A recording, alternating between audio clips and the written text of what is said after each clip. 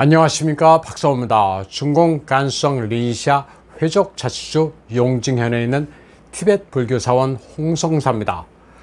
처음 지어졌을 때는 한적한 곳이지만 지금은 고속철이 사찰 경내를 통과합니다.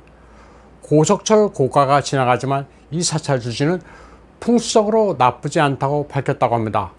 절 뒤로 연화산의 품에 있으며 앞에는 철령, 즉 고속철이 수호해주니 괜찮다고 해석했습니다. 중공의 다른 사찰과는 확연히 다른 티벳 불교의 전통을 유지하고 있습니다. 사찰 건축부터 소림사 같은 중공절과는 다릅니다.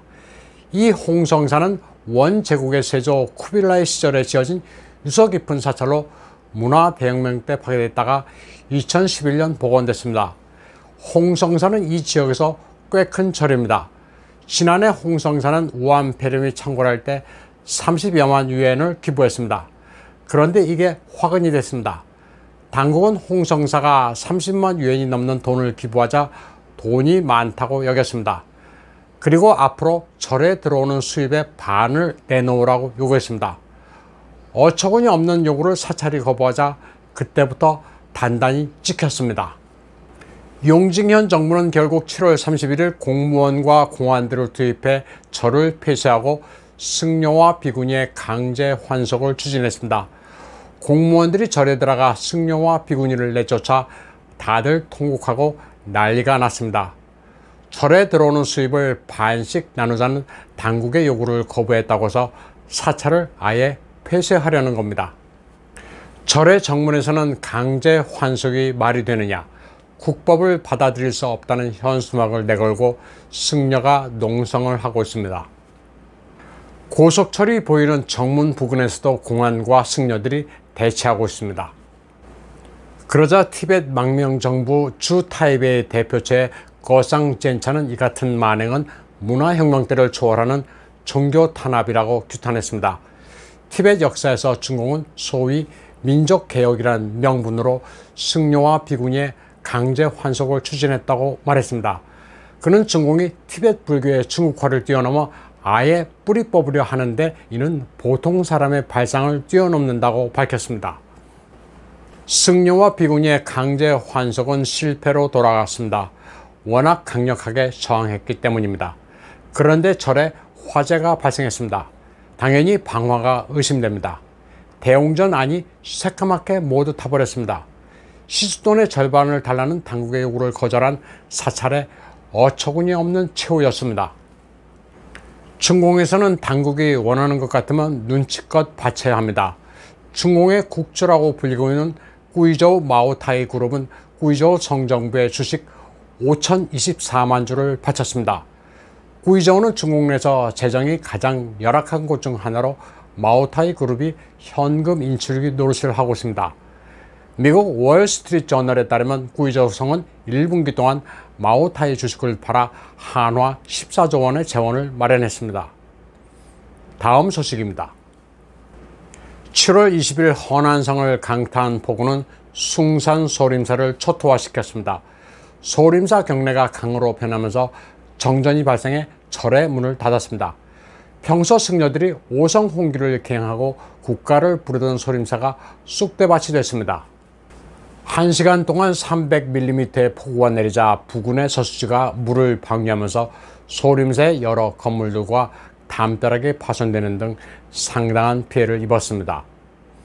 다음 소식입니다. 8월 2일 중공 당국은 이전에 발표한 허난성 인명피해 수가 좀 비상식적이라고 판단했는지 사망자 수를 이번에는 302명이라고 주장했습니다. 지난주 금요일만 하더라도 99명이라고 했는데 그 사이 크게 올렸습니다. 처음에 30여 명이라고 했다가 야금야금 숫자를 올리고 있습니다. 그러나 이마저도 믿기가 힘듭니다.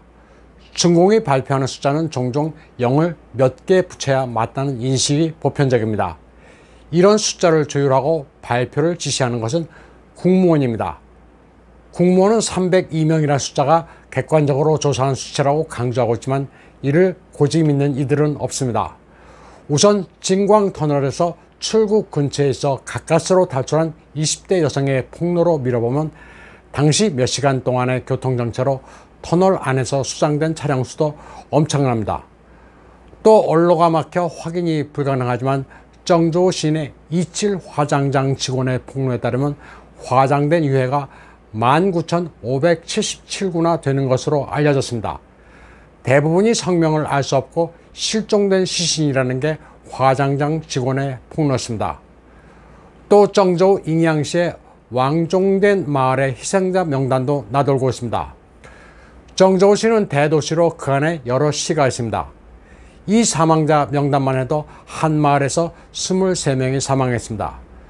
국무원이 발표한 사망자 수 302명은 허난성 전체라고 하는데 정저우에서 발생한 희생자만 따져도 엄청날 것이라는 게 일반의 인식입니다. 잉양시의 사망자 명단을 보면 누가 어디서 어떤 원인으로 사망했는지가 일목요연합니다. 하지만 국무원의 발표는 숫자만 있을 뿐입니다. 상세 내역이 전혀 없습니다. 국무원의 발표에 따르면 조사팀이 법규에 의거해 실사구시와 과학적 신중함으로 재해를 객관적으로 조사해 교훈으로 삼겠다고 합니다. 다 하나만한 얘기지만 독직 행위에 대해서 문책을 하겠다는 대목은 눈에 띕니다. 따라서 허난성 당석이 로우 양성과 정저우 시 당석이 슐리 이를 처벌할지 관심이 모아지고 있습니다.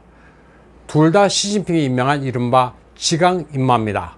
시진핑으로서는 수족을 자르기도 그렇고 그냥 지나가기도 어려운 진퇴유곡에 빠졌습니다. 또 중국 증권부의 8월 1일 보도에 따르면 7월 20일부터 28일까지 허난성의 보험기관들이 정저우의 차량 손해보험 처리만 41만 2천 건을 접수했습니다. 정저우에서만 40만 대가 넘는 차량이 침수된 겁니다. 보험 처리 비용은 61억 위엔에 달합니다. 자동차 보험회사가 받고 있는 금전적 압박이 상당합니다. 8월 1일 지린성 통화시 후인안현의 시골 마을 다리 위입니다. 나방떼가 다리 위를 온통 뒤덮었습니다. 이를 본 주민은 연신 맙소사 하늘이여를 외치고 있습니다. 난생 처음 본 기괴한 장면에 어쩔 줄 몰라 합니다.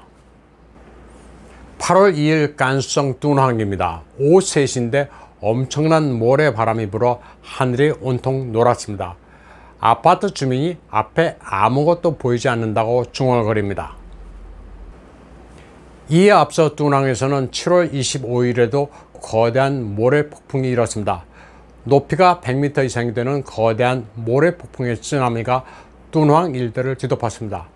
둔항은 실크로드의 출발지로 막고굴로도 유명한 곳입니다. 그리고 일교차가 심한 덕에 와인형 포도가 아주 훌륭한 곳이기도 합니다. 돈이 있으면 돈을 내고 힘이 있으면 그 힘을 쓰라는 당국의 선전에 정저우로 달려간 자원봉사자들은 덤터기를 썼습니다. 자동차 수리 기술이 있어 7월 20일 정저우로 달려간 이 광저우의 청년은 현지에서 엿새 동안 500대의 차량을 무상으로 수리하는 봉사활동을 했습니다. 그런데 정저우에 갈 때만 하더라도 아무 얘기 없다가 바이러스 위험지대에 머물렀다는 이유로 광저우에서 강제 격리됐습니다. 호텔에 격리됐는데 그 비용은 국가 부담이 아니라 자기가 내게 됐습니다. 방호복을 입은 이 사람도 정저우에 갇혔던 광저우의 자원봉사자입니다. 잘했다고 환영식을 열어주고 꽃다발을 주는 게 아니라 역시 호텔에 강제 격리 수용됐습니다. 역시 정저우에 전염병이 발생했는지 모르고 선한 마음에서 불원 처리하고 간쾌했습니다. 호텔에서 머무르는 동안 모든 비용을 내게 생겼습니다. 광저우 시민들은 그를 바보 취급하면서 병균 덩어리로 보고 있습니다. 그는 격리된 호텔 객실에서 통곡했습니다. 이재민을 돕겠다고 달려간 것뿐인데 공산당에 배신당해 모든 덤터기를 쓰게 됐다고 말하고 있습니다. 도쿄올림픽에서 타이완 선수들의 선전은 국제사회에 타이완의 격을 크게 높여주고 있습니다. 타이완의 배드민턴 복식조 리양과 왕치린이 중공을 누르고 금메달을 획득하자 미 하원의원 돈 베이컨이 이를 축하했습니다. 베이컨 의원은 트위터를 통해 우리의 우방국은 국기와 국가를 사용할 수 있어야 하며 미국은 베이징의 공산 정권에 유화적인 태도를 버려야 한다고 말했습니다. 미국의 포런 팔러시 잡지도 시진핑의 타이완 겁박은 국내에서는 박수를 받을지는 몰라도 통일을 더욱 어렵고 비싼 대가를 치르게 만든다고 평가했습니다. 그리고 이 같은 협박은 오히려 타이완을 돕는 결과로 나타나 국제사회에서 여태껏 보지 못했던 타이완 지지로 이어지고 있다고 말했습니다. 오늘 방송은 여기까지 하겠습니다. 시청해주신 여러분 감사합니다.